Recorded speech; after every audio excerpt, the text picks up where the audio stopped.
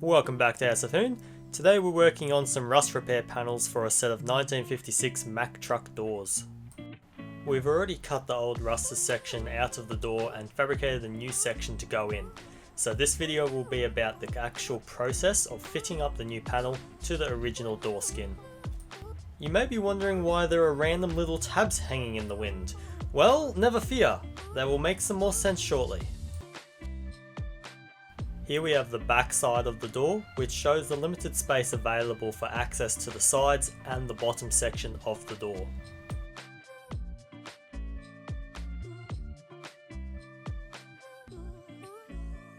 Here we have the new replacement panel that was fabricated earlier.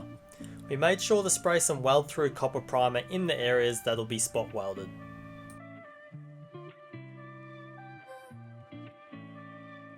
Here you can see one of the challenges that we face. The bottom of the panel is no longer able to hold its shape by itself. This means that we must persuade the original panel and the new panel to hold their own shape unsupported. There are many different techniques for doing this to achieve the same finished result. However, this is how we do it.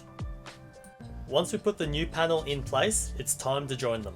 And this is where those pesky little tabs come into play. They basically serve as a temporary hold until we get the two panels welded together. Now, you can use clecos instead of screws for this task. However, due to the fact that they protrude out, this can sometimes interfere with hammering near them. Now that the two panels are joined together, you can see clearer how they have sunk down in the middle. It's now time to grab the welder out and lay down some tack welds. This is where there is no rulebook and you just need to work the problem. I start by tack welding a single spot where the two panels are flush with each other. Next, the hammer makes its way out to flatten out the next section in preparation for the next tack weld.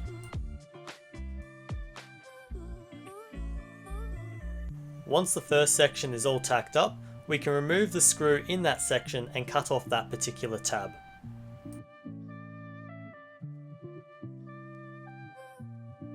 Rulers are not only useful for measuring, they can also make a great straight edge. We use this straight edge to analyse how the curvature of the panels is progressing. It's now just a matter of rinse and repeat. Do another weld, hammer it up. Do another, and hammer that one up. And then when you get sick of that, take out another screw and cut its tab off. One thing that you can't see on camera is how my old man is using a dolly on the inside of the door to hammer against. He also uses this dolly to push the two panels up while I do the tack welds. By pushing the panels up whilst tacking, this helps to persuade the panels to keep their shape and avoid hollowing out.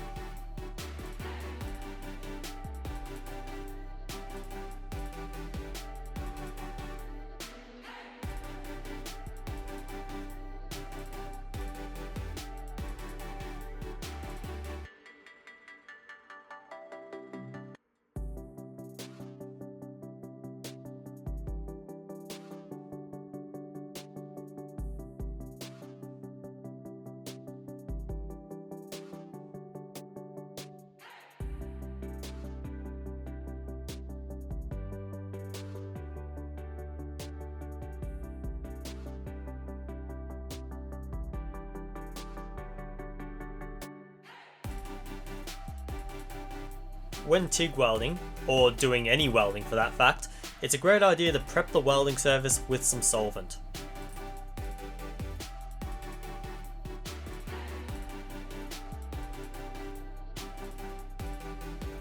It's now finally time to lay down some weld pawn beads.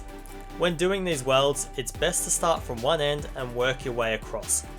You may however need to change this up depending on how the panels react from the welding. During the welding process, you need to keep an upwards pressure on the panels to avoid them from hollowing out. Regular checks from the almighty straight edge can assist with this.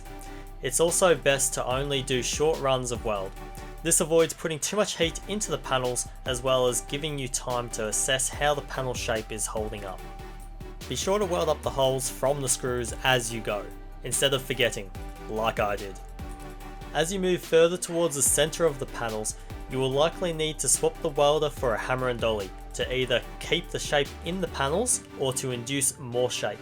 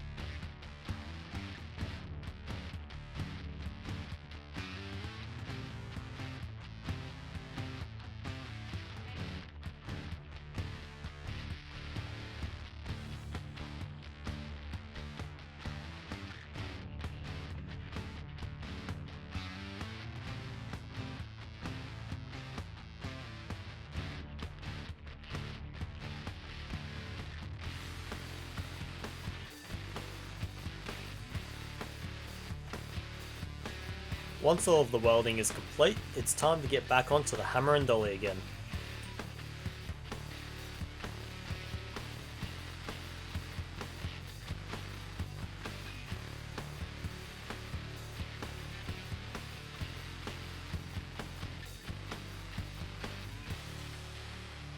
We then grind the top of the weld off using a finger sander.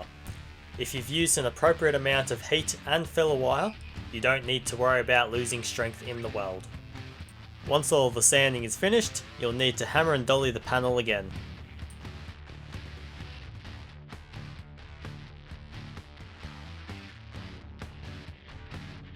And there we have it, one completed door repair.